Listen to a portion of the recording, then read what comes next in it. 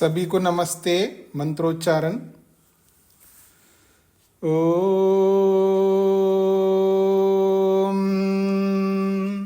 सहना भवतु सहनौ भुनक्तु सह वीर्यं करवावहै तेजस्विनावधीतमस्तु मा विद्विषावहै। ओम शांति शांति शांति। सांख्य दर्शन की कक्षा संख्या 110 है। 5वें अध्याय के 113वां सूत्र चल रहा है।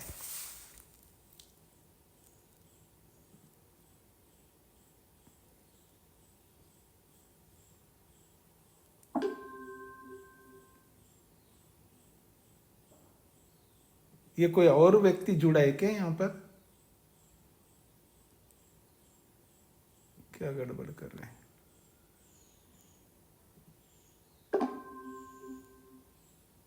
हाँ जी, तो 5वें अध्याय के 113वां सूत्र चल रहा है। लगभग पूरा हो गया है ये सूत्र। इसमें एक दो पंक्तियां हैं, उनको भी विचार करना है। उनको विचार करके फिर जो आपके कल के प्रश्न रह गए थे उन पर विचार करेंगे। पृष्ठ संख्या 340 पर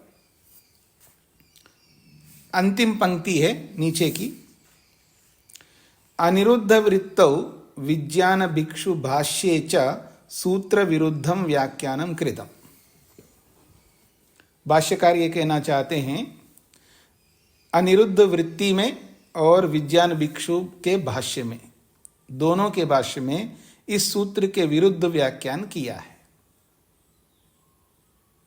जैसा कि स्वयं उचित व्याख्या की हो, अब दूसरे का यहां खंडन कर रहे हैं। तो उन्होंने विरुद्ध व्याख्यान क्या किया है वो अभी आगे समझा रहे हैं। सूत्रे तु देह आरंभकस्य प्राणत्व निषेध, किंतु तत्र प्राणस्य देह आरंभकत्व निषेध कल्पिता। सूत्रे तु, ये जो सूत्र है 113वां सूत्र, इस सूत्र में निषेध क्या किया है? कहते हैं देह आरंभकस्य प्राणत्व निषेध।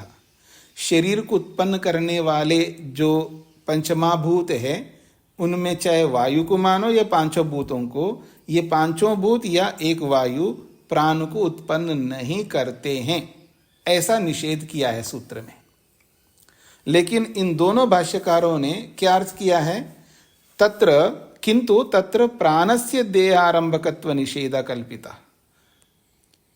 प्राण शरीर को उत्पन्न करने वाला है, प्राण शरीर को उत्पन्न करता हो ऐसा नहीं है, उसका निषेध किया है, ऐसा सूत्र का अर्थ उन्होंने किया है। ये उनकी कल्पना है, ऐसा ये कहना चाहते हैं। हाँ जी, दोनों बात स्पष्ट हो रही जी। सूत्र किसका निषेध कर रहा है जी? जो शरीर को उत्पन्न करने वाले कारण हैं, चाहे वो वायु को मानो अथवा पांचों भूतों को मानो, ये प्राण को उत्पन्न नहीं करते हैं, इसका निषेध ये सूत्र करता है। ये ब्रह्म मुनि जी कहना चाह रहे हैं। और उन दोनों भाष्यकारों ने किसका निषेध किया है?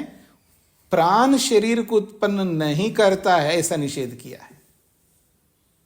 इसलिए सूत्र के विरुद्ध व्याख्यान उन्होंने किया है, ये कहना चाह रहे हैं।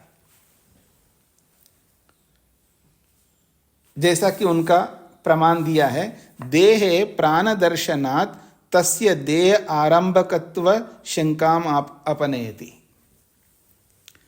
देहे प्राण दर्शनात्, शरीर में प्राण देखा जाने से, शरीर के अंदर प्राण तो है, प्राण का संचार होता ही है, तो शरीर में प्राण का दर्शन देखा जाने से तस्य, उस प्राण का, देह आरंभकत्व शंकाम अपनयति, वो प्राण शरीर को उत्पन्न करते हों ऐसी शंका किसको हो रही हो उस शंका को दूर करते हैं। प्राण तस्य प्राण देह आरंभकत्व शंकाम, प्राण शरीर को उत्पन्न करने का कारण बनता है ऐसा किसी के मन में शंका आती हो उस शंका का अपनयति दूर करते हैं। ऐसा उन्होंने भाष्य किया है अनिरुद्ध ने। विज्ञान भिक्षु ने क्या भाष्य किया है? प्राणस्य देह आरंभकत्व निरसनम।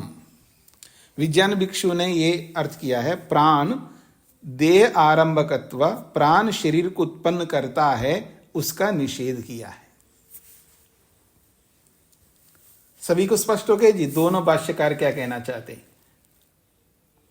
अनिरुद्ध क्या कहना चाहते हैं, विज्ञान भिक्षु क्या कहना चाहते हैं, ये सब कुछ स्पष्ट हो गया।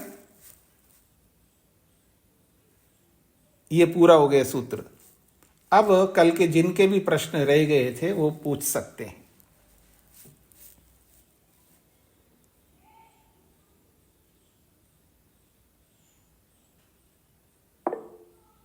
हाँ जी प्रेम जी। स्वामी नमस्ते जी। ये इससे पहले सूत्र में उभय कम शब्द है, उसका अर्थ बोल दो बस। किसमें? इससे पहले वाले सूत्र में 112 में। 112 में क्या पूछना है? उपस्टम कम। उपस्टंभक उपस्टंभक मतलब है रोकने वाले। अच्छा ठीक है। हाँ जी वर्मा जी। नमस्ते स्वामी जी। निरसनम का क्या अर्थ हुआ? निरसनम का मतलब खंडनम, खंडन किया है। जी जी। तो कल आप लोगों ने जो हाथ खड़ा किया था वो तो बोल नहीं रहे, तो इसका अर्थ है प्रश्न भूल गए हैं। आगे बढ़ रहा हूं मैं फिर। 113वां सूत्र पूरा हो गया जी आपका। अब 114वें सूत्र की भूमिका में कुछ कहना चाह रहे हैं। प्राणस्य अभौतिकत्वे जीवात्म धर्मत्वे सति भवति जीवात्मना सह एव तस्य अपि शरीरे प्रवेश। देखिए अभी भाष्यकार स्वामी ब्रह्ममुनि जी प्राण को जीवात्मा का धर्म स्वीकार कर रहे हैं। प्राणस्य अभौतिकत्वे जीवात्म धर्मत्वे सति, प्राण अभौतिक है और जीवात्मा का धर्म है। तो प्राण अभौतिक होते हुए जीवात्मा का धर्म होने पर जीवात्मना सह एव, जीवात्मा के साथ साथ तस्यापि शरीरे प्रवेश भवति, उस प्राण का भी जीवात्मा के साथ साथ प्रवेश होता है। अब एक बात बताइए, जब प्राण जीवात्मा का धर्म है तो जीवात्मा प्रवेश हो रहा है तो प्राण अपने आप प्रवेश हुआ माना जाएगा ना। एक ओर से आपने प्राण को जीवात्मा का धर्म मान रहे हो। अगर मैं ये बोलूं जीवात्मा के साथ साथ जीवात्मा का जो धर्म है इच्छा, द्वेष, प्रयत्न, वो भी जीवात्मा के साथ प्रवेश करते हैं, कैसे लगेगा आपको ऐसा बोलना? इच्छा, द्वेष, प्रयत्न जीवात्मा का धर्म होते हुए भी जीवात्मा जब शरीर में प्रवेश करता है तो उनके धर्म जो है वो भी उस जीवात्मा के साथ साथ प्रवेश करते हैं। ऐसा बोलने की कोई आवश्यकता है? जब इच्छा, द्वेष, प्रयत्न को अलग से बोलने की आवश्यकता नहीं है तो प्राण भी जीवात्मा का धर्म है तो वो भी प्रवेश करे ना। जीवात्मा प्रवेश कर रहे तो उसके सारे धर्म प्रवेश करेंगे। तो ये हो सकता है प्राण को विशेष मान करके यहाँ बोला जा रहा है। ऐसा अगर वो मानते हैं तो हम मान सकते, कोई बात नहीं, ऐसा भी कहा जा सकता है।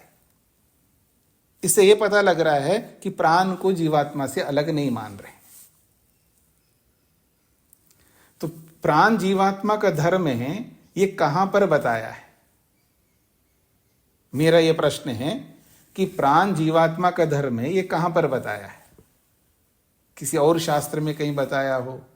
जैसे कि कल प्रेम जी या पता नहीं कौन थे आप में से किसी सज्जन ने आप में से कल बहुत सारी बातें की, तो मैंने उनको कहा कि आप पहले जान लीजिएगा जीवात्मा के 24 शक्तियों में प्राण है या नहीं है। ये अपने आप ऐसे बोल रहे हो, तो क्या उन 24 शक्तियों में, जीवात्मा के 24 शक्तियों में प्राण है? आप में से किसी को पता है? नहीं है। तो फिर ये जीवात्मा का धर्म कैसे हो सकता है? मान लेते थोड़ी देर के लिए कि स्वामी दयानंद सरस्वती जी ने नहीं बताया हो वहां 24 शक्तियों में प्राण को, किसी और ने बताया हो, और किसी ऋषि ने बताया हो, ऐसा तो कहीं दिख नहीं रहा है। तो ये जीवात्मा का धर्म नहीं होगा, ये मैं कहना चाह रहा हूं। प्रेम कुमार जी को क्या कहना है? स्वामी जी 24 शक्तियों में श्वास प्रश्वास बताया है स्वामी जी ने। कहां पर बताया जी? स्वामी जी ने 24 शक्तियां जहाँ बताई हैं वहां पर श्वास, उनमें एक श्वास प्रश्वास भी है। मैं यही पूछना चाह रहा हूं आपसे, कहां बताया है? सत्यार्थ प्रकाश में। निकाल करके दिखाइए। जी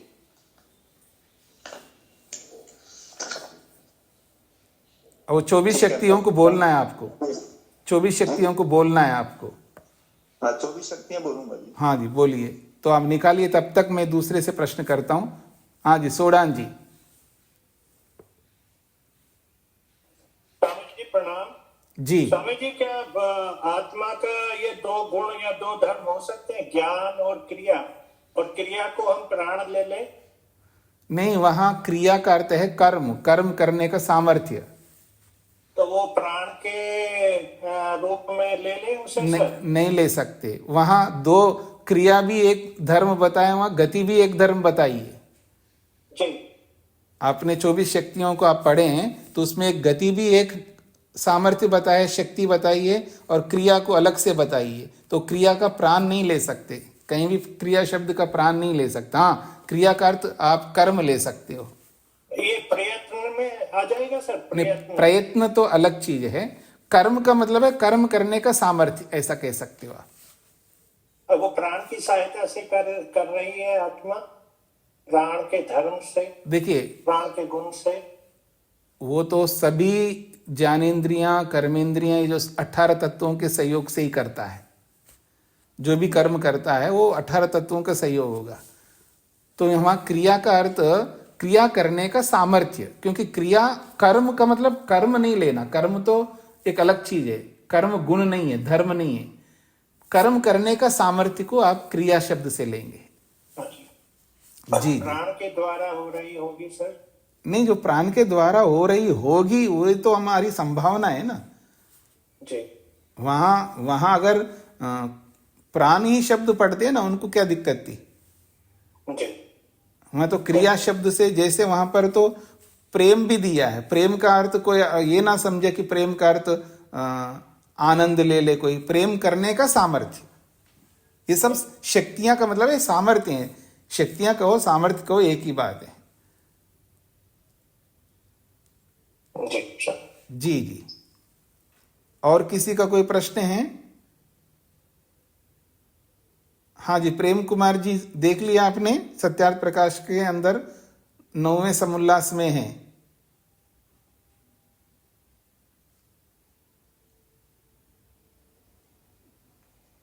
या अभी ढूंढ रहे हैं आप?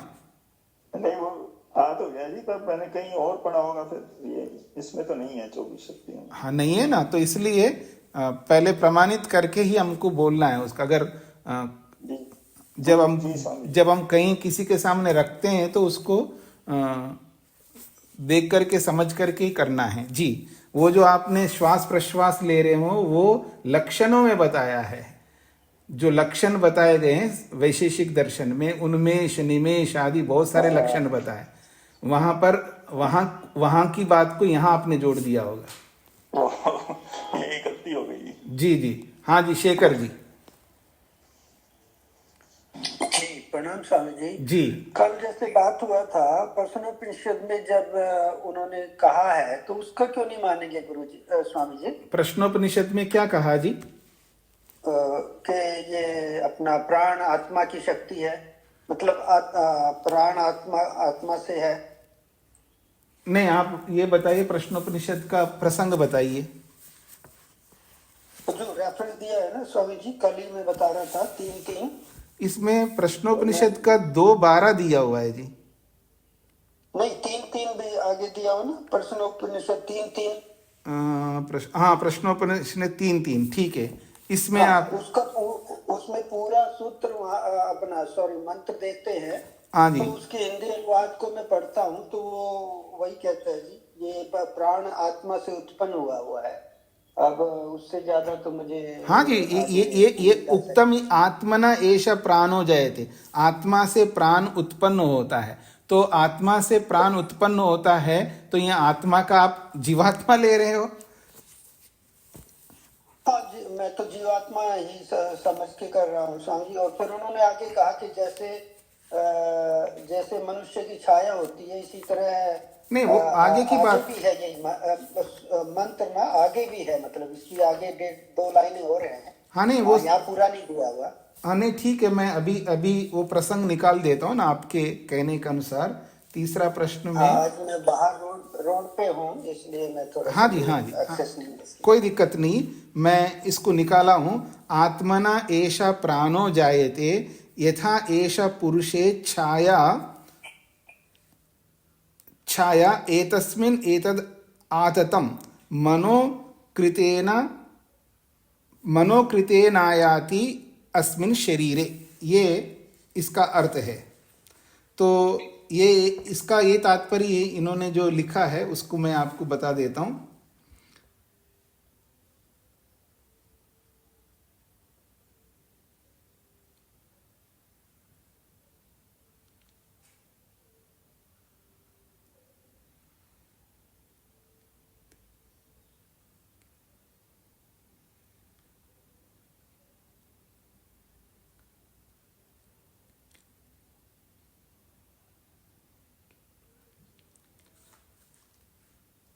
हाँ जी, ये जो कहना चाह रहे हैं, ये आत्मा से प्राण उत्पन्न होता है, पर यहाँ आत्मा का अर्थ तो जीवात्मा ऐसा नहीं है। यहाँ पर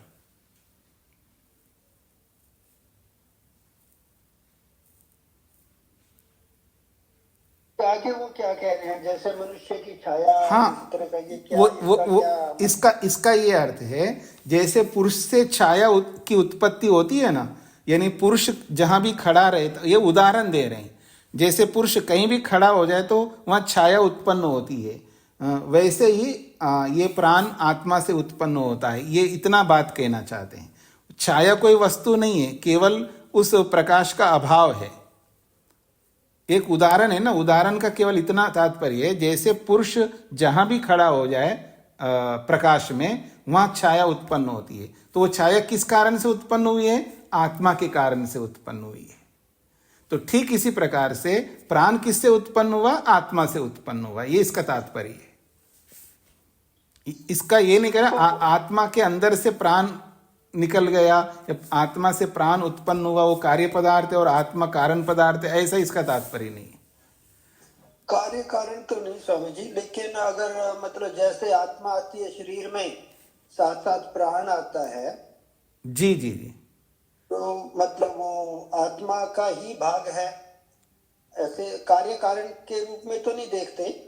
हाँ नहीं, आत्मा का ही भाग ऐसा नहीं मान सकते ना, यहाँ तो स्पष्ट बताया जा रहा है आत्मा से उत्पन्न होता है। अब यहाँ आत्मा से उत्पन्न होने का 2 अर्थ होंगे। आत्मा उपादान कारण बन करके उत्पन्न होता है कार्य के रूप में, एक अर्थ, या आत्मा निमित्त बन करके उस आत्मा रूपी निमित्त से प्राण उत्पन्न होता है। 2 अर्थ होंगे जी। शाब्दिक अर्थ इतना ही निकलेगा, आत्मा से प्राण उत्पन्न होता है। इसके 2 अर्थ निकलते हैं, आत्मा उपादान कारण रूप में है और प्राण कार्य के रूप में है, इसलिए वो आत्मा से प्राण उत्पन्न हुआ। जैसे मैं आप बोलूं मिट्टी से घड़ा उत्पन्न होता है, एक वाक्य, और मैं ये भी बोल सकता हूं कुम्हार से घड़ा उत्पन्न होता है। दोनों का अलग अर्थ होंगे। मिट्टी से घड़ा उत्पन्न होता है, यहां तात्पर्य होगा मिट्टी उपादान कारण है, रॉ मेटीरियल है, और घड़ा उसका कार्य पदार्थ है, विकृति है। लेकिन जब कुमार से घड़ा उत्पन्न होता है, इसका अर्थ ये निकलेगा नहीं कि कुमार वहाँ उपादान कारण है, वो निमित्त कारण है। तो ठीक इसी प्रकार से आत्मा से प्राण उत्पन्न होता है तो आत्मा निमित्त ही रहेगा, उपादान तो नहीं रह सकता। जी स्वामी जी, मुझे याद आ रहा है उपनिषद में जी। ऐसी वार्ता आती है कि कुछ 10 प्राणों में से कुछ 1-2 प्राण जो शरीर को आत्मा निकलने के बाद भी शरीर को बनाए रखता है, फिर वो बाद में जाता है। हाँ जी, हाँ जी, हाँ है ना, 10 प्राण यहीं पर इसी प्रश्नोपनिषद में प्राण, अपान, समान, व्यान, उदान ये सब लिखा हुआ है यहाँ पर। हाँ, एक जो उप प्राण में से एक प्राण होता है जो बाद में, ताकि बॉडी इतनी जल्दी सड़ती नहीं। जी जी जी जी, वो जी बिल्कुल बाद में जाता है। अब वो सब आपकी बात सही है, पर इन सब से ये पता लग रहा है कि वो आत्मा का सामर्थ्य, आत्मा की शक्ति नहीं है वो। जी, वो अगर आत्मा निकलने के बाद में जाता है तो वो अलग चीज होगी। जी जी, ऐसे ये 10 प्राण अलग ही है आत्मा से। आत्मा का न आत्मा की शक्तियां हैं, न आत्मा के गुण हैं, न आत्मा से उत्पन्न होते हैं। हाँ जी स्वामी जी, बट यहाँ ऋषि क्या कह रहा है वो भी समझ नहीं आ रहा। हाँ नहीं नहीं, यहाँ तो केवल ये कह रहा आत्मा से उत्पन्न होता है। जैसे जब एतस्मात्, एक और भी है ना मुंडकोपनिषद का, एतस्मात् जायते प्राणो मन सर्वेन्द्रियाणि च खम वायु ज्योति आपा पृथ्वी। उसी एतस्मात् का मतलब उसी से उत्पन्न होते हैं, उसी से, किसी से प्रसंग में चल रहा है आत्मा। ये मुंडकोपनिषद कहीं भी क्लियर नहीं किया कि प्राण कहाँ से उत्पन्न होता है, मैंने तो नहीं पढ़ा और तो कहीं। हाँ जी, वो आत्मा से उत्पन्न होता है, लिखा है ना यहाँ, देखिएगा, एतस्मात् जायते, इसी आत्मा से प्राण उत्पन्न होता है, इसी आत्मा से मन उत्पन्न होता है, इसी आत्मा से सभी इंद्रियां उत्पन्न होती हैं, इसी आत्मा से आकाश, वायु, ज्योति, जल और पृथ्वी उत्पन्न होते हैं। वो आत्मा से सारे उत्पन्न होते हैं, यही लिखा है। जी जी। अब ये सारे आत्मा से उत्पन्न होते हैं, इसका सीधा अर्थ यही है कि आत्मा निमित्त कारण है। जी जी। तो ऐसे ही प्राण भी, जहाँ सीधा केवल आपने जो ये प्रश्नोपनिषद का ये प्रमाण दिया है, यह सीधा सीधा एक ही प्राण को लेकर के बोला है, आत्मना एषा प्राणो जायते, आत्मा से ही ये प्राण उत्पन्न होता है। उत्पन्न होता है भी कह सकते हो, और आत्मा से ये प्राण प्रकट होता है ये भी कह सकते हो। हाँ ना, वो तो ठीक है स्वामी जी। नहीं, मैं ये कह रहा था कहीं और इन्होंने बताया नहीं ना प्राण की, जैसे हम इंद्रियां की, सभी की, मन की कहाँ से आ रहा है, लेकिन प्राण के बारे में कहीं बात नहीं हुई कि कहाँ से उत्पन्न होता है। नहीं बताया। सूर्य कहाँ से उत्पन्न होता है ये भी नहीं बताया। सूर्य, चंद्र, नक्षत्र कहाँ से उत्पन्न होता है ये नहीं बताया। उनको बताने की आवश्यकता नहीं मानी। ये तो 5 भूत में आ जाते हैं ना स्वामी जी। नहीं आता है ना, 5 भूतों से उत्पन्न होते हैं ऐसा हम मान रहे। जी जी, 5 भूतों से आता है, बट ये तो इंद्रियों से भी सूक्ष्म तो इसकी सत्ता हो गई ना स्वामी जी, प्राण की। नहीं, इंद्रियों से सूक्ष्म सत्ता नहीं है, इंद्रियों से सूक्ष्म सत्ता नहीं है, क्योंकि अहंकार से उत्पन्न होता हुआ ऐसा दिखाई नहीं है, और अहंकार से पहले प्राण उत्पन्न होता है ऐसा कहीं दिखाया नहीं है। ये तो प्राण तो हमारे लिए सूक्ष्म हो सकता है, लेकिन ये पंचमहाभूतों से उत्पन्न मानना होगा, क्योंकि न तो जितनी भी सृष्टि हमें दिखाई दे रही है, सूर्य, चंद्र, नक्षत्र आदि जितने भी, ये सब किनसे उत्पन्न होते हैं किसी शास्त्र में नहीं बताया, मतलब अभी दर्शनों ने। तो फिर भी ये हम लोग मानते हैं कि पंचमहाभूतों से ये सब उत्पन्न हुए हैं, तो ऐसे ही प्राण भी पंचमहाभूतों से उत्पन्न ही मानना होगा, जैसे ये उत्पन्न हुए हैं। जब प्राण निकल जाते हैं स्वामी जी, तो इनकी इंद्रियों की कोई सत्ता नहीं रहती, तो उस हिसाब से हम कहने अर्थापत्ति नहीं कर सकते कि प्राण उससे, इंद्रियों से सूक्ष्म है। नहीं नहीं नहीं नहीं, वो तो देखिए, प्राण कहीं जाते नहीं है, प्राण यहीं विलीन हो जाते हैं।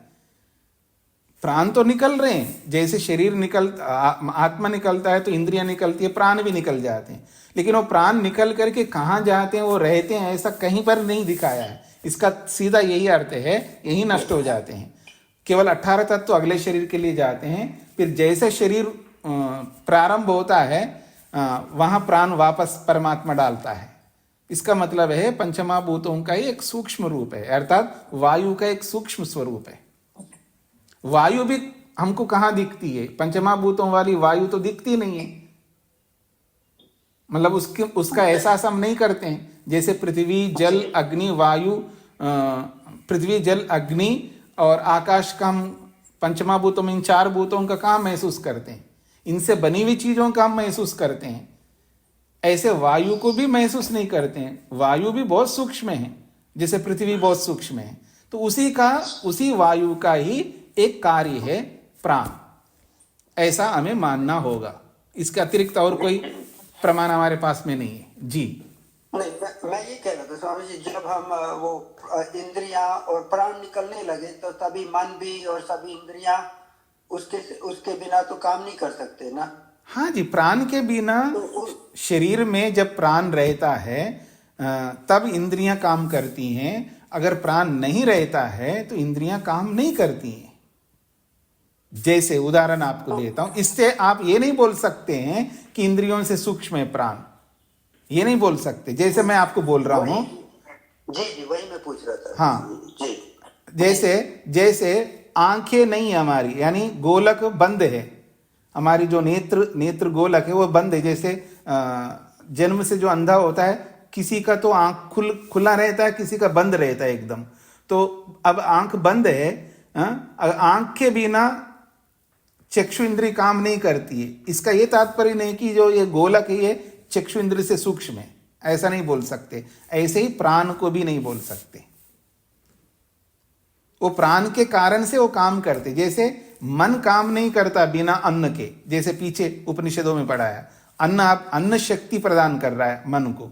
इससे ये नहीं कह सकते अन्न जो है वो मन से सूक्ष्म है। जैसे पीछे बताया था ना कि आदमी अन्न नहीं खा रहा है कई दिन तक, अब उसको वेद सुनाने के लिए बोला तो वेद सुना नहीं सकता, क्योंकि अन्न जो है मन को शक्ति प्रदान करता है, सभी इंद्रियों को शक्ति प्रदान करता है। ऐसे ही प्राण भी शक्ति प्रदान करता है इन इंद्रियों को काम करने के लिए। प्राण के सहारे से सारी इंद्रियां काम करती हैं। इसका अर्थ हम इंद्रियों से सूक्ष्म नहीं कह सकते। जी स्वामी, मैं तो वो जो स्टोरी थी फिर उसका हम क्या सारांश निकालेंगे, जहाँ दिखाते हैं कि प्राण इतना पावरफुल है, मन और इंद्रियां सभी एक इंद्रियां भी निकल गई, मन भी निकल गए, तो भी हमारा जीवन चलता है। हाँ जी, वो बिल्कुल। प्राण निकला तो क्योंकि प्राण प्रत्यक्ष है ना, हम नाक बंद कर दें तो मर जाएंगे। प्राण के बिना तो शरीर जीवित नहीं रह सकता, उसका अपना अलग महत्व है। इससे ये नहीं कह सकते वो जीवात्मा का धर्म है। तो जीवात्मा के धर्म के रूप में प्राण को कहीं पर भी नहीं बताया। जितना हम लोग पढ़े हैं शास्त्रों में, कहीं पर भी प्राण को जीवात्मा का धर्म, उसकी शक्ति के रूप में नहीं बताया। जी जी स्वामी, धन्यवाद जी। हाँ जी, सुनीता जी को क्या कहना है? आचार्य जी, मैं बस इतना जानना चाहती हूँ कि ये जो प्राण है निकलते कहाँ से हैं? क्या आंखें खुली रहती हैं तो क्या आंखों से निकलते हैं? ये क्या, कहाँ से प्राण निकलते हैं? इसमें कोई सोचने की जरूरत नहीं है। वो बहुत सूक्ष्म चीजें हैं, वो कहीं से भी निकल सकते हैं। जैसे इंद्रियां निकलती हैं, तो आप कहाँ से निकलती इंद्रियां? वो इतने सूक्ष्म है, वो हमको दिखाई नहीं देंगे कहाँ से निकलते हैं। ये तो लोगों का मोटा है कि इनका प्राण जो है, इनकी आत्मा आंखों से निकल गई इसलिए इसकी आंखें खुली रह गई। ये तो विज्ञान को ना समझ, यानी आत्मविज्ञान को ना जानने वाले ये बोलते हैं। वास्तव में वो आत्मा इतना सूक्ष्म है, इंद्रियां इतना सूक्ष्म है, शरीर के अंदर इतने छेद है, कहीं से भी निकल सकते हैं। वो इतने सूक्ष्म तत्व हैं। वो मैं ये नहीं बोल सकता कहां से निकलती, पूरे शरीर में से कहीं से भी निकल सकती है। उपनिषदकार ने कहा है कि जो ऊर्ध्वरेता व्यक्ति होता है वो ऊपर से निकलता है, सिर के ऊपर से निकलता है, ऊपर ही निकल जाता है वो। बाकी शरीर के किसी भी अंग में से कहीं से भी निकल सकते हैं। जी हाँ जी, बेंदुधर जी को क्या कहना है?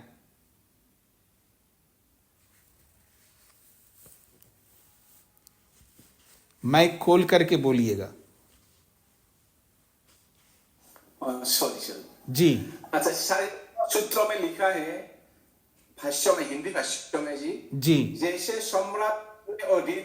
सम्राट अपने अधीन कर्मचारी को अपने अपने काम में नियुक्त करता है, किसी को इस तथा किसी को उस ग्राम में अधिष्ठाता बनाता है, इसी प्रकार यह प्राण अन्य प्राणों को पृथक पृथक अपने अपने काम में नियुक्त करता है। हाँ तो ठीक है, समझ में नहीं है स्वामी? नहीं समझने की जरूरत नहीं है। जैसे सभी इंद्रियों को काम में लगाता है मन, ये समझ में आता है? हाँ जी। मन सब इंद्रियों को अपने अपने कामों में लगाता है, तो ऐसे ही प्राण भी सभी इंद्रियों को अपने अपने काम में लगाता है। इसमें क्या दिक्कत है? अपने अपने काम, प्राणों को कहा है, तो मैंने डिफरेंट टाइप प्राण नहीं, प्राण। हाँ तो जो 10 प्राणों में से जो मुख्य प्राण हैं वो बाकी प्राणों को अपने अपने कामों में लगाता है।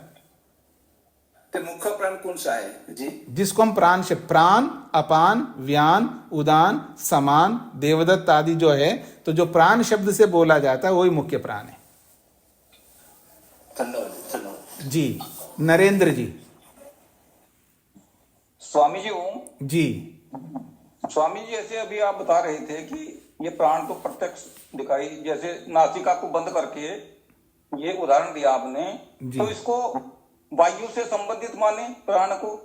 ऐसा है कि ये जो हम नाक बंद करते हैं, तो ये जो हम श्वास प्रश्वास लेते हैं ना, वायु को जो लेते हैं, उस वायु को लेकर के काम करने वाला प्राण होता है। इस वायु, ये तो वायु स्थूल है, वो जो प्राण है वो अलग चीज है, वो सूक्ष्म है। हाँ जी। स्वामी जी, जैसे वेंटिलेटर पर जाने के बाद में ये बाहर से नासिका वाला बंद हो गया, खाली ऑक्सीजन ही दी जाती है, तो ऑक्सीजन से भी ये अपना कार्य करता रहता है। हाँ तो इसलिए कह रहा हूं ना, वो प्राण सूक्ष्म है, वो कार्य करता रहता है। लेकिन जो बाहर से हम श्वास प्रश्वास ले रहे हैं, ये नहीं ले पा रहे हैं, तब वेंटिलेटर लगाते हैं। वो वेंटिलेटर जो है यही वाला काम करता है जो हम लोग स्वाभाविक रूप से कर रहे हैं। जी धन्यवाद। पर इस अंदर ले जाने वाले जो वायु है, इसको आप प्राण कहना चाहेंगे तो वो नहीं कह सकते। ये जरूर है जो अंदर ले जाने वाला जो श्वास है, उसको हम प्राण बोल देते हैं, लेकिन इससे वो प्राण जो है कार्यरत रहते हैं। जो अंदर रहने वाले जो प्राण हैं, जो हम श्वास प्रश्वास जो श्वास लेते हैं, उसके कारण से वो काम करने लगते हैं। अगर ये नहीं पहुंचाएंगे तो वो प्राण भी काम नहीं करेंगे। जी जी धन्यवाद। हाँ जी। प्रेम सागर जी को क्या पूछना है? स्वामी जी नमस्ते जी। जी। आपने अभी भी उत्तर दे दिया। मैं भी इसी विषय में भौतिक विज्ञान और शारीरिक विज्ञान के अनुसार थोड़ा सा कहना चाह रहा था कि जैसे ही लंग्स में हमारी ऑक्सीजन या कार्बन डाइऑक्साइड आती जाती है, जैसे ही ऑक्सीजन का लेवल कम होता है, हमारी इंद्रियों की शक्ति कम हो जाती है, शरीर काम करना बंद कर देता है। आपने और अच्छे तरीके से समझा दिया मेरे से। जी जी ठीक है। प्रेम कुमार जी को क्या कहना है?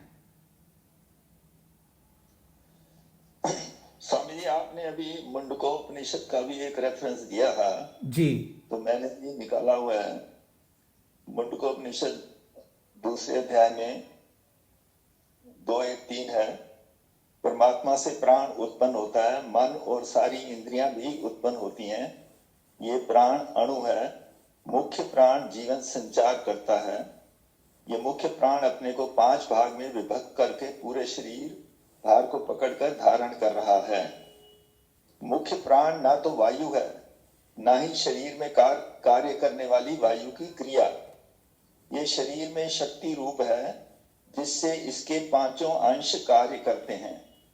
यही मुख्य प्राण जीवात्मा का विशेष साधन है। ठीक है, ऐसे इसमें कोई आपत्ति नहीं है। जो ठीक है, हाँ जी, जो मैं कह रहा था वही बात आपने बताई। जी। सुदेशना जी को क्या कहना है? स्वामी जी नमस्ते। स्वामी जी, जब माँ के गर्भ में बच्चा रहता है, वो क्या श्वास प्रश्वास लेता है? हाँ लेता है ना। उसके अंदर तो झिल्ली सा जैसे लपेट के रहता है ना? भले रहता है, वो लेता है। तो वहाँ जो नली के माध्यम से सब कुछ आ रहा होता है, उसी को लेता है, उसी को छोड़ता है। जी जी। जी सर। झिल्ली में तो रहता है, लेकिन नली के माध्यम से आहार आदि सब कुछ प्राप्त हो रहा है ना, तो ऐसे ही ये प्राण भी प्राप्त होता है।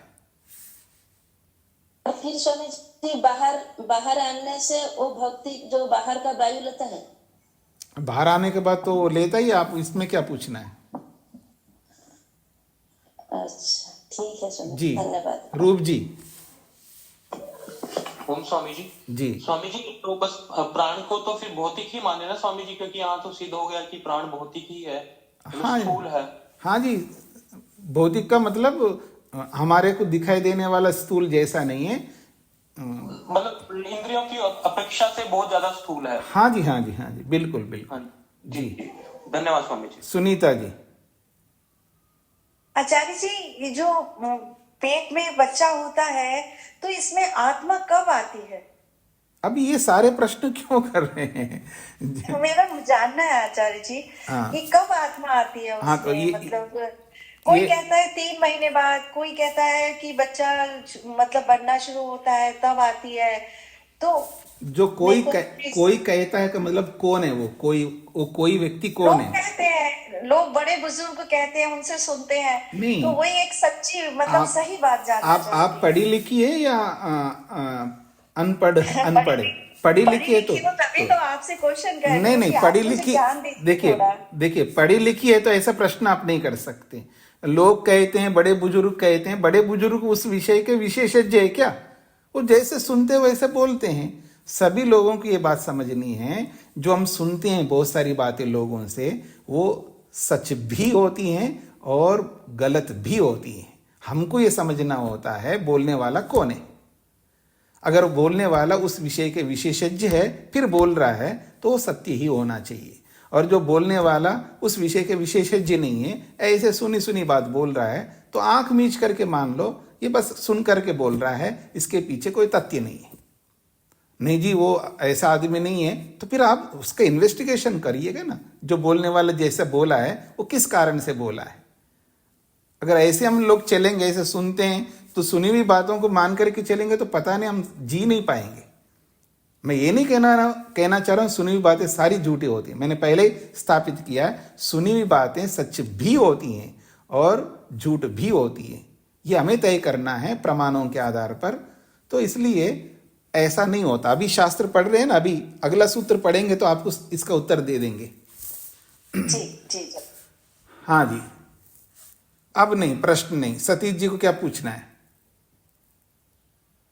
नमस्ते स्वामी जी। जी स्वामी जी, अभी एक भाई साहब ने पूछा, आपने कहा कि प्राण भौतिक होता है। नहीं, अब उस पर चर्चा मत करिएगा स्वामी जी। तो संबंधित विषय है, थोड़ा सा संक्षेप में बता दीजिए। क्या बोलना है जी? प्राण भौतिक है, पर सांख्य दर्शन में तो भौतिक पदार्थों में जिससे सृष्टि की रचना हो रही है, कहीं प्राण का जिक्र नहीं है स्वामी जी। तो ये बुद्धि में बैठ नहीं रहा है। तो सांख्य दर्शन में सूर्य चंद्र नक्षत्र आदि बताए हैं क्या भौतिक के रूप में? वो तो भौतिक से बने हैं जी।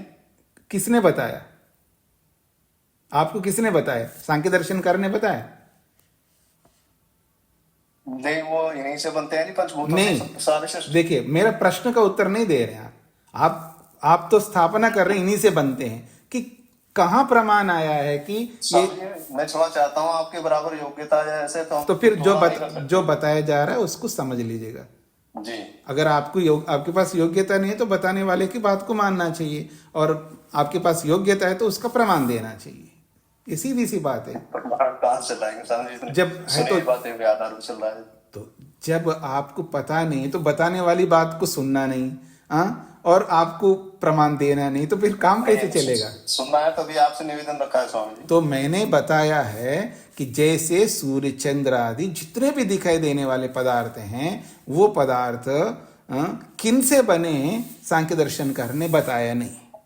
जब बताया नहीं तो हमें जो शास्त्रों के आधार पर जो समझ में आता है, ये इन 5 भूतों के आगे और कुछ उत्पत्ति बताई नहीं है, तो इन 5 भूतों से ही उत्पन्न हुआ, ये अनुमान होता है। इसको कहते हैं अनुमान प्रमाण। तो जैसे अनुमान प्रमाण से हम सिद्ध करते हैं जितने भी दिखाई देने वाले सूर्य चंद्र नक्षत्र आदि, ये इन 5 भूतों से ही उत्पन्न हुए, ये अनुमान प्रमाण है, इसका नकार नहीं कर सकता।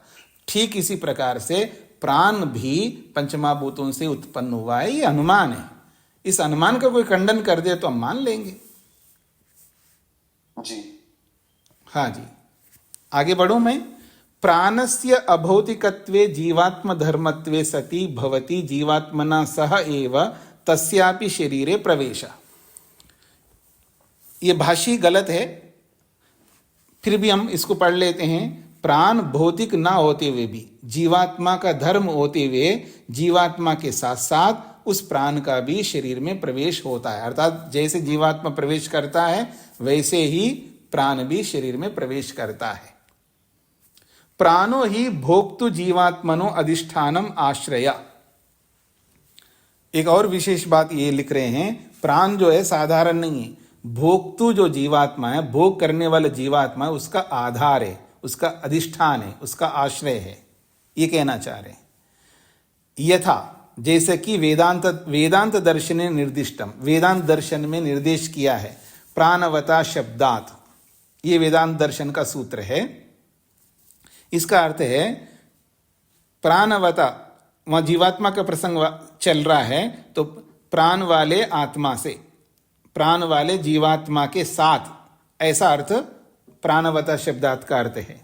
तो उससे ये कहना चाहते हैं कि ये प्राण जो है अभौतिक है और ये प्राण के बिना जीवात्मा काम नहीं करता है, ये भी बताया जा रहा है। ठीक बात है, इसमें कोई आपत्ति नहीं है, क्योंकि प्राण जो है, प्राण होगा जीवात्मा काम करता है, तो प्राण भी जीवात्मा का अधिष्ठान है, आधार है, इसमें भी मानने में कोई आपत्ति नहीं है। तदा यदि ऐसा है, तस्य प्राणस्य शरीरे विशिष्टम कार्यम प्रदर्श्यते, उस प्राण का शरीर में विशेष कार्य को दिखाया जाता है अगले सूत्र में। यहाँ विशिष्टम कार्यम जो शब्द है ना, यहाँ मिसप्रिंट है, काय लिखने के बाद 5 संख्या है हिंदी में, इसको हटा करके ऊपर रेफ और बिंदी लगा लीजिएगा। तो शरीरे विशिष्टम कार्यम प्रदर्श्यते, प्राण का शरीर में विशेष कार्य दिखाया जाता है। भोक्तु अधिष्ठानात् भोगायतन निर्माणम अन्यथा पूति भाव प्रसक्ति ही। यह प्रसक्ते पाठ भेद भी है, कोई प्रसक्ति अर्थ लेकर के चलता है, कोई प्रसक्ते अर्थ लेकर के, यानी पंचमी विभक्ति में भी कोई मानता है और प्रथमा विभक्ति में भी कोई मानता है, इसलिए दोनों दिया है। पूति भाव प्रसक्ति, ये प्रसक्ति जो है प्रथमा विभक्ति का है और प्रसक्ते जो मानेंगे तो ये सब पंचमी विभक्ति का मानेंगे। भाष्य को देखिएगा। भोक्तु जीवात्मनो अधिष्ठानात् आश्रयभूतात् प्राणात्, प्राण संचारात् जीवन संचारात्, भोक्ता जीवात्मा के अधिष्ठान रूपी, आश्रय रूपी, प्राण रूपी, प्राण संचार रूपी जीवन संचार से भोगायतनस्य शरीरस्य निर्माणम भवति, भोग का जो आधार जो शरीर है उसका निर्माण होता है। अर्थात शरीर का निर्माण कब होता है? जीवात्मा भी चाहिए वहां पर, प्राण भी चाहिए। तो जैसे जीवात्मा प्रवेश करता है शरीर के अंदर, साथ में प्राण भी प्रवेश करता है। प्राण होगा, जीवात्मा होगा तो भोग का जो आधार शरीर है उसका निर्माण प्रारंभ होता है।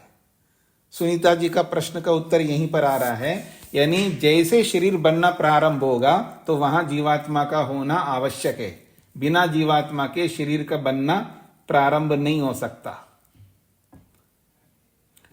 और प्राण भी वहां पर होना चाहिए, क्योंकि प्राण जो है बहुत महत्वपूर्ण है शरीर के निर्माण में।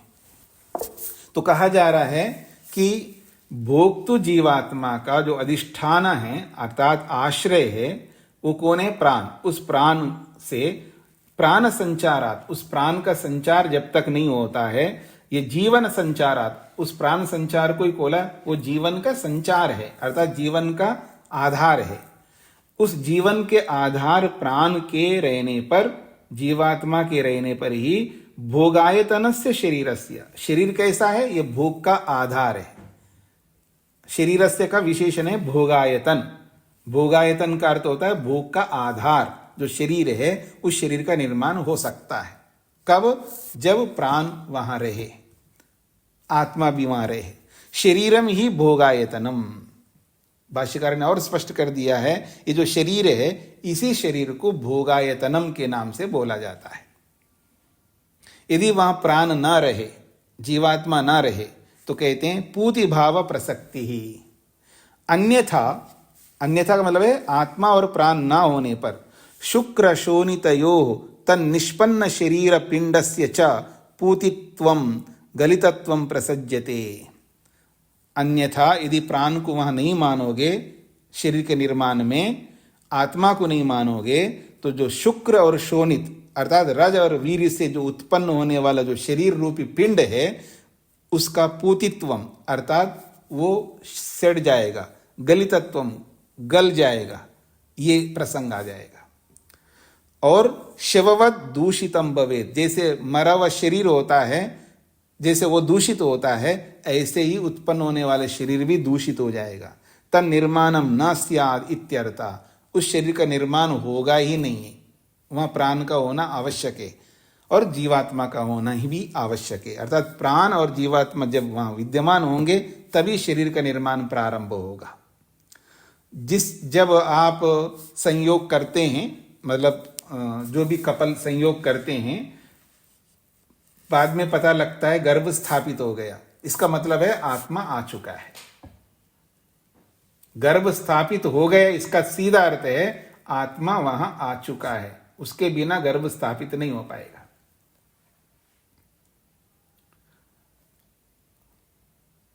इसका मतलब संयोग के बाद आत्मा आता है, हो सकता है संयोग के बाद आ जाए, क्योंकि संयोग अलग क्रिया है, उसके संयोग के बाद गर्भ स्थापित होना है, उसको अभी हुआ नहीं है। संयोग हो गया ठीक है, पर गर्भ स्थापित होने में टाइम लगता है। तो संयोग के समय भी आत्मा जा सकता है, संयोग से पहले भी जाकर के रह सकता आत्मा, कभी भी जा सकता है आत्मा। संयोग अभी हुआ ही नहीं है तो भी वहां जाकर के रह सकता है, अथवा संयोग के माध्यम से, पुरुष के माध्यम से भी, संयोग के माध्यम से आत्मा जा सकता है, ये पहले से भी रह सकता है। आत्मा को वहां जाने के लिए माध्यम जो है कोई भी हो सकता है। फल खाओ तो फल के माध्यम से भी जा सकता है आत्मा, पहले से वहां विद्यमान भी हो सकता है आत्मा, ये पुरुष के थ्रू जा सकता है, वीरी के साथ में भी जा सकता है। बहुत सारे कारण हैं, आगे आप पढ़ेंगे, कोई भी कारण हो सकता है, क्योंकि उस आत्मा को कहीं भी रख सकता है परमात्मा। ये प्रसंग चलेगा अभी लंबा आगे। तो यहां तात्पर्य यह है कि जैसे ही शरीर कह रहा हूं, जैसे गर्भ स्थापित हो गया, जब आप बोलते हैं, माताएं बोलती हैं, तो उनको पता भी लगता है, पहली बार हो तो भी कुछ ऐसा एहसास होता है उनको, हाँ कुछ ठहर गया जो भी है। और जो दूसरा बच्चा या दूसरी बच्ची जब भी तीसरी होता है, उनको एकदम पता लगता है हर माता को, हाँ गर्भ स्थापित हो गया है। नहीं तो आजकल साधन है, उससे पता लगता है। तो जैसे गर्भ स्थापित हो गया, इसका मतलब है वहां आत्मा आ चुका है, प्राण आ चुका है। अगर वहां आत्मा नहीं आया, प्राण नहीं आया, फिर शरीर का निर्माण हो रहा है। गर्भ स्थापित होने का तात्पर्य है अब शरीर का निर्माण स्टार्ट हो गया, ये इसका तात्पर्य है।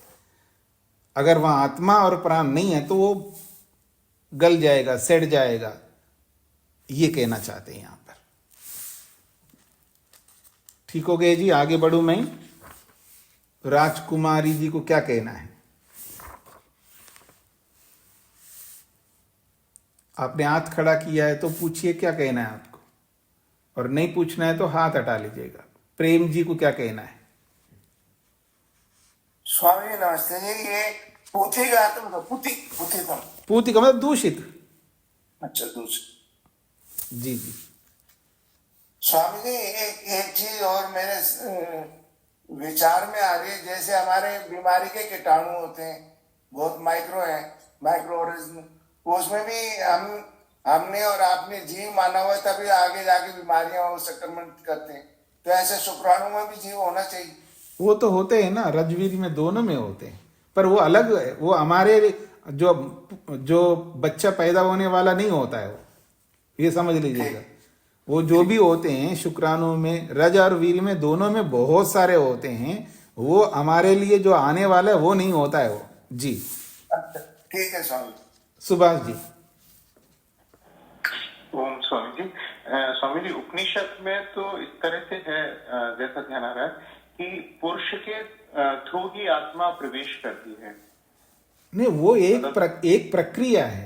पुरुष के थ्रू भी प्रवेश करता है, स्त्री के माध्यम से भी प्रवेश करता है, और आप फल के माध्यम से या किसी के भी माध्यम से प्रवेश करता है। आत्मा को प्रवेश करने के लिए ऐसा कोई माध्यम की जरूरत भी नहीं, सीधा भी जा सकता है, किसी के माध्यम से भी जा, अनेक माध्यम है उसके लिए। जी स्वामी जी, इसलिए कह रहा हूँ, उसमें एक प्रसंग आया है कि ये तीसरा जन्म होता है, मतलब पहले पुरुष में प्रवेश, फिर पुरुष स्त्री में, फिर वो बाहर आता है, तो तीसरा जन्म कहाँ है? हाँ, नहीं होता है, मैं मान रहा हूँ आपकी बात को, वो भी होता है, केवल वो ही एक माध्यम नहीं, ये मेरे कहने का अभिप्राय है। जी जी, आगे बढ़ रहा हूं जी मैं। तो आइए अगला सूत्र देखिएगा। ननु प्राणस्य शरीरे प्रविशति जीवात्मना साकम एव पुनः प्राण कथम तस्य अधिष्ठानं कल्प्यते स एव जीवात्मा स्वचैतन्य स्वरूपेण शरीरे जीवन संचारम कुर्यात्। प्रश्नकर्ता के एक प्रश्न है। ननु शब्द प्रारंभ में आते ही या बीच में भी आ जाए, ननु का अर्थ है प्रश्नवाचक। ननु जो है प्रश्न चिन्ह है। ये जो ननु शब्द है ये प्रश्न चिन्ह के अर्थ में आता है। ननु हमारा एक प्रश्न है। प्राणस्तु शरीरे प्रविशति जीवात्मना साकम। प्राण जो है वो शरीर में जीवात्मा के साथ प्रविष्ट होता है। यदि ऐसा है, पुनः प्राण कथम तस्य अधिष्ठानम कल्प्यते, फिर उस प्राण को उस आत्मा का अधिष्ठान, आधार, आश्रय कैसे कल्पित कर रहे हो? सएव जीवात्मा, उस प्राण को ही जीवात्मा मान लो ना। स्वचैतन्य स्वरूपेण, उसकी चेतनत्व को प्राण के रूप में मानो, क्योंकि शरीर जीवन संचारम कुर्यात्, चेतनत्व के रूप में है, तब शरीर में जो है जीवन, लाइफ जिसको आप बोलते हैं, उसके समान वो संचार करे। उस प्राण को आत्मा से अलग मत मानो।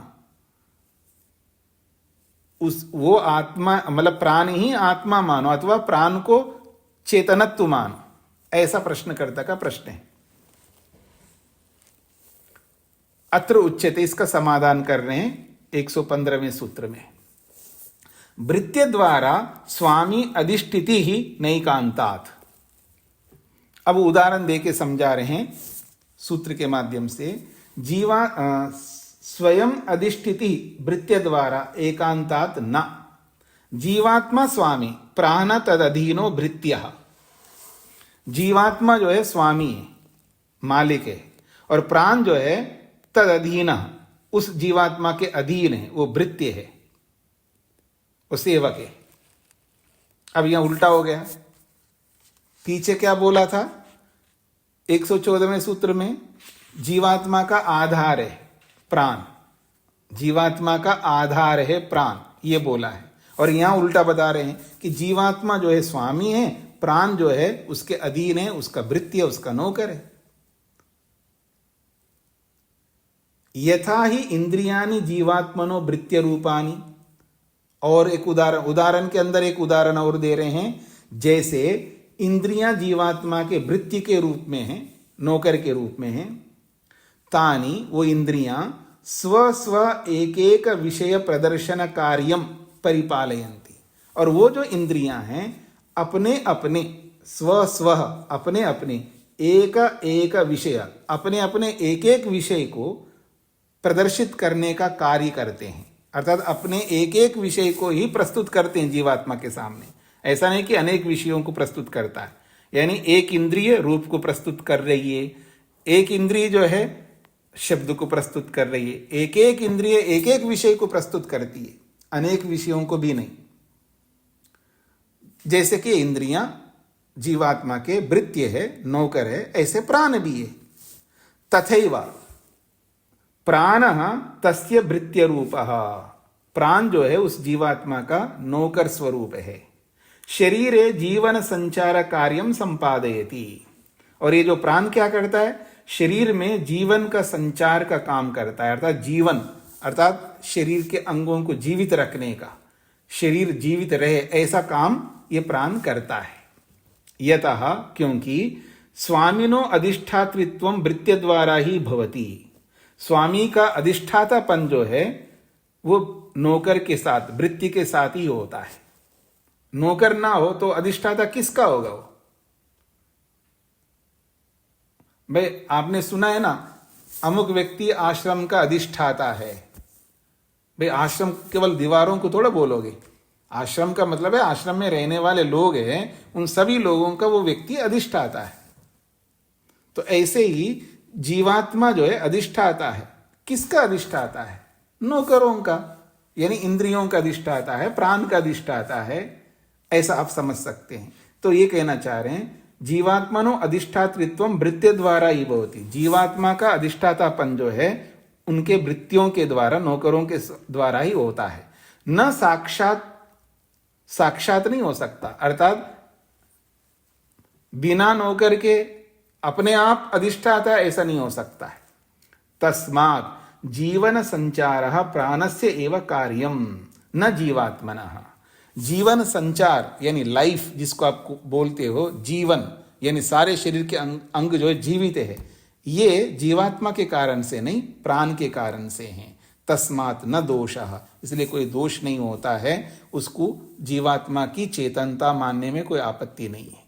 तो यहां पर भाष्यकार प्राण को और जीवात्मा को एक मान करके चल रहे हैं, जीवात्मा का धर्म मान करके चल रहे हैं। इसलिए ये भाष्य भी गलत ठहरता है। जैसे ही जीवात्मा का धर्म मानोगे प्राण को, फिर ये भाष्य गलत ठहरेगा। हाँ, इंद्रियों के समान प्राण को मानो, इंद्रियों की तरह ही प्राण बिल्कुल अलग है, तब तो कोई समस्या नहीं है। हाँ जी, स्पष्ट हो रहा है जी सभी को?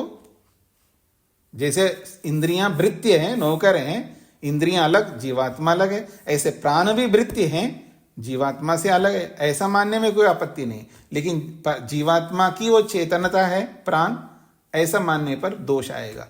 और स्वामी दयानंद ने भी वैसे नहीं बताया, और कई उपनिषदों में या दर्शनों में प्राण को जीवात्मा का स्वरूप है, उसका धर्म है, ऐसा कहीं नहीं बताया। तो इसलिए ये भाष्य भी गलत है उनका। किसी को ये भाष्य नहीं समझ में आए तो पूछ सकते हो। सतीश जी। नमस्ते स्वामी जी। स्वामी जी, जीवात्मा के गुणों में जैसे अभी हमने जाना कि वो श्वास लेना छोड़ने का कार्य करता है, और जीवात्मा को एक पदार्थ भी माना जा रहा है न्याय दर्शन में, तो ऐसा कौन सा और पदार्थ है जहाँ जीवात्मा के अतिरिक्त श्वास प्रश्वास करता हो और उसमें प्राण आ जाए? ऐसा तो कोई उदाहरण नहीं मिलेगा स्वामी जी। तो इससे क्या कहना चाहते हो, वो पहले वो बात कहिए ना जी। यही जो पहले से प्रसंग चला आ रहा है कि जीवात्मा का गुण क्यों ना मानना चाहिए इसको प्राण, तो प्रमाण दो ना। प्रमाण ये है जी कि जीवात्मा में अगर ये गुण नहीं होता तो वो श्वास प्रश्वास नहीं ले सकता था, ऐसा लगता है? नहीं, ऐसा लगता है, इतने मात्र से आप बिना आधार के ऐसे ही बोल रहे हो आप। नहीं, आधार तो इसी को मान के बोल रहा हूँ मैं, दयानंद के वक्तव्य को। श्वास प्रश्वास आत्मा की वजह से होता है, ये उसका गुण है, ऐसा तो लिखा है ना जी वहां पर। कहां पर लिखा है? महर्षि दयानंद के सत्यार्थ प्रकाश में। सत्यार्थ प्रकाश शक्तियां हैं, उनमें से गिनती अगर करेंगे तो ये भी है। नहीं, शायद मत बोलिएगा। जो कल जिनको मैंने बोला था वही बात आपको बोलूंगा, आप पढ़ कर के आइए उसको, ऐसा नहीं बात चलेगी।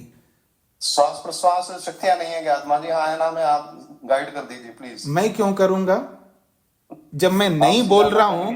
देखिए इधर उधर मत जाए, मैं स्वयं बोल रहा हूं नहीं है, फिर भी आप जबरदस्ती उसी की शक्तियां बोल रहे हो, तो आपको बताना होगा, मैं क्यों गाइड करूं? आपकी गलत बात का भी मैं गाइड करूं कि ये गलत है, ऐसा गलत है? मैं स्वयं बता रहा हूं, वो गलत बता रहे हो, तो फिर भी आप उसको सिद्ध करना चाह रहे हो, तो आपको निर्णय करना चाह रहा हूं स्वामी जी। तो आप निर्णय तब हो गया है कि नहीं, आपका प्रश्न गलत आ रहे हैं। आप पहले सत्यार्थ प्रकाश पढ़िए, वहां 24 शक्तियों को बार बार देखिए, फिर मेरे से पूछिए। जी ठीक है स्वामी। हाँ जी, सरिता जी को क्या कहना है?